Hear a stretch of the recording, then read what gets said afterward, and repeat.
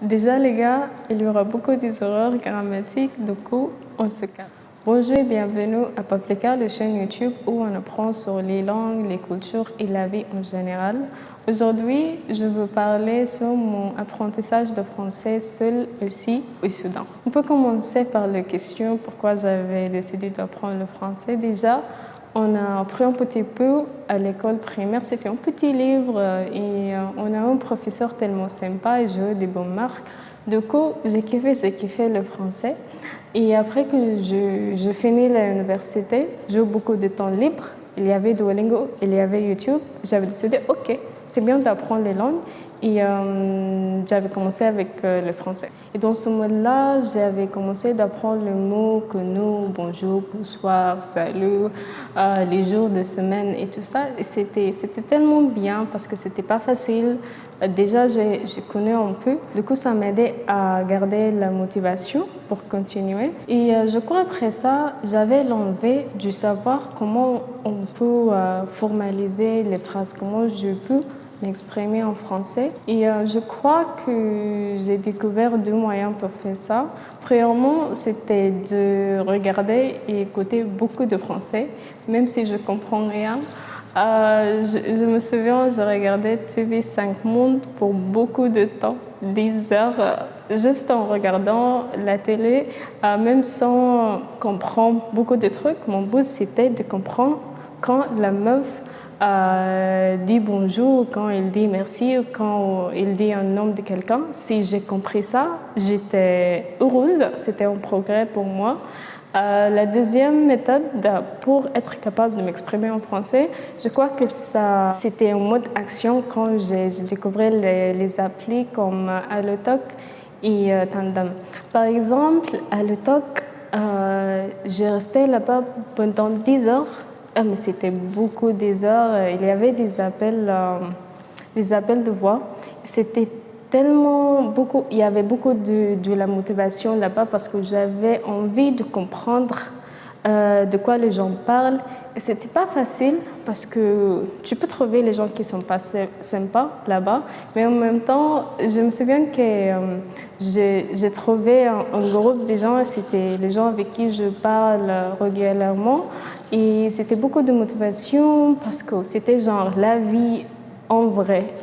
Ils parlaient de leur vie et j'avais l'envie de comprendre parce que déjà c'était une de les premières raisons pour laquelle je vais apprendre là. C'était pour découvrir la vie des autres personnes. Alors là, c'était un peu triste parce que j'étais pas capable de m'exprimer et il y avait un genre de tu peux pas parler anglais, c'était pas permis. Du coup, j'ai resté silencieuse pendant beaucoup de temps, mais en même temps, il y avait de la motivation, les gens qui tu apprends les trucs et tout ça.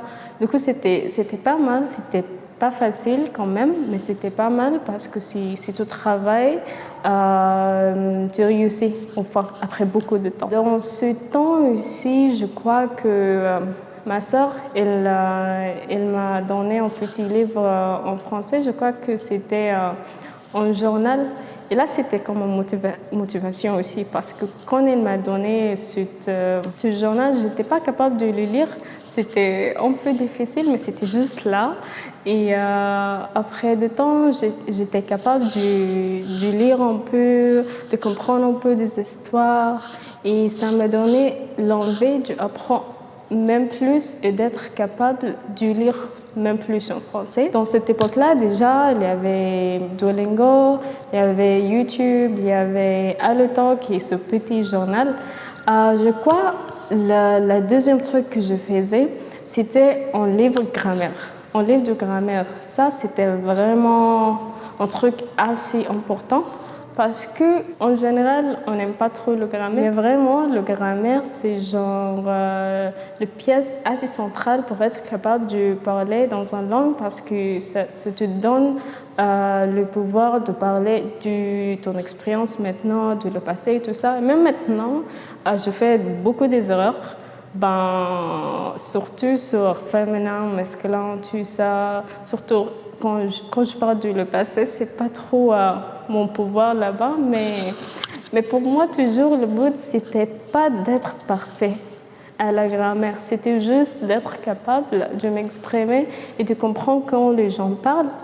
Et ça prend du temps, bien sûr, surtout si on apprend seul, si on met pas beaucoup de temps sur ce truc. Et moi, j'avais commencé en 2017. Donc maintenant, c'est 5 ans. Et mon niveau, ça va, je peux comprendre la plupart des trucs, mais en même temps, quand je parle, il y a beaucoup des erreurs. Mais pour moi, ça va, ce niveau, ça va pour maintenant. Je peux comprendre les podcasts. Si je regarde quelque chose en français, je peux comprendre. Si je ne peux pas comprendre, il y a toujours des sous-titres. Et quand je parle avec mes amis qui parlent français, en général, je peux m'exprimer, je peux leur comprendre. Du coup, ça va. Mais j'imagine au futur, quand je vais utiliser le français plus professionnellement, je crois que je vais travailler un peu plus sur ma grammaire, d'être très confiante que je ne fais pas beaucoup des erreurs parce que c'est pas trop sympa quand on fait ça professionnellement, mais maintenant, ça va. Je crois après ça, quand j'étais capable de m'exprimer un peu, de comprendre un peu, c'était le moment central de comprendre plus sur le monde francophone. Déjà, les langues, c'était comme un moyen pour comprendre le monde pour moi. Et là, c'était tellement intéressant parce qu'il y a beaucoup de diversité, parce que quand je dis le monde francophone, c'était le Congo, c'était Mayotte, c'était Madagascar, la France, la Belgique, le Canada. Beaucoup de pays, beaucoup de gens, beaucoup de monde qui apprend le français, même plus que les pays francophones. Ici, au Soudan, il y a beaucoup de gens qui aiment le français, beaucoup de gens qui veulent apprendre le français. C'était toujours un moyen pour connecter avec ces gens-là parce qu'on parle sur « Ah, ok, tu apprends avec quoi? Comment ça se passe? C'est difficile. Tu connais la dernière chanson de Taiki, tu as regardé ça? » Alors, c'était toujours un moyen de communication et connexion. Je kiffe ça de ouf. C'est aussi un des buts pour lequel j'apprends le français, c'est d'être capable de communiquer avec les gens. Dans un moment donné, c'était le moment pour moi de solidifier mon expérience en français. Et c'est-à-dire que j'étais capable de comprendre, de parler, de regarder des trucs, mais en même temps, je n'étais pas où je voulais. Et là, j'ai pensé un peu, je disais, OK, c'est le maintenant, je prends l'examen. Et je crois que c'était après que j'ai pris le IELTS. Du coup, j'étais déjà en mode d'examen. J'étais OK, ça va, on y va. Et je trop travaillé. C'était l'examen DELF B2. Je vais faire en vidéo pour ça. Mais en général, je travaillais de ouf. C'était une expérience assez intéressante. C'était un peu intense, mais c'était bien. J'ai réussi enfin. J'étais tellement heureuse.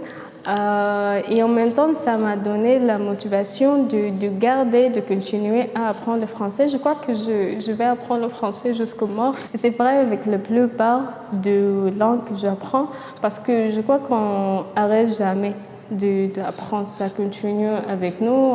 Au moins, pour moi, c'est comme ça. Voilà, je crois que c'est tout. Maintenant, je suis ici, je fais des vidéos et on me buts de faire des vidéos YouTube parce que je voulais connecter avec les gens qui ont les mêmes intérêts que moi. Je voulais partager mes passions, je voulais être capable de trouver les gens qui partagent les mêmes intérêts que moi. Et comme ça, je crois que c'est un des moyens que je peux faire ça. Je crois que la vie et le parcours de l'apprentissage des langues se change toujours. Ça nous amène les opportunités toujours et les amis toujours. Si vous apprenez le français aussi, vous pouvez écrire sur ça au bas. C'est toujours intéressant pour nous tous de nous découvrir et d'échanger les apprentissages et d'échanger les outils, les petites astuces, les trucs et tout ça. Et c'est juste sympa de connecter. Mais enfin, c'est le beau quand même. Inch'Allah, par rapport au français, je vais faire une autre vidéo au futur sur l'examen de DELF. Et ciao, on se voit dans la vidéo prochaine. Bye!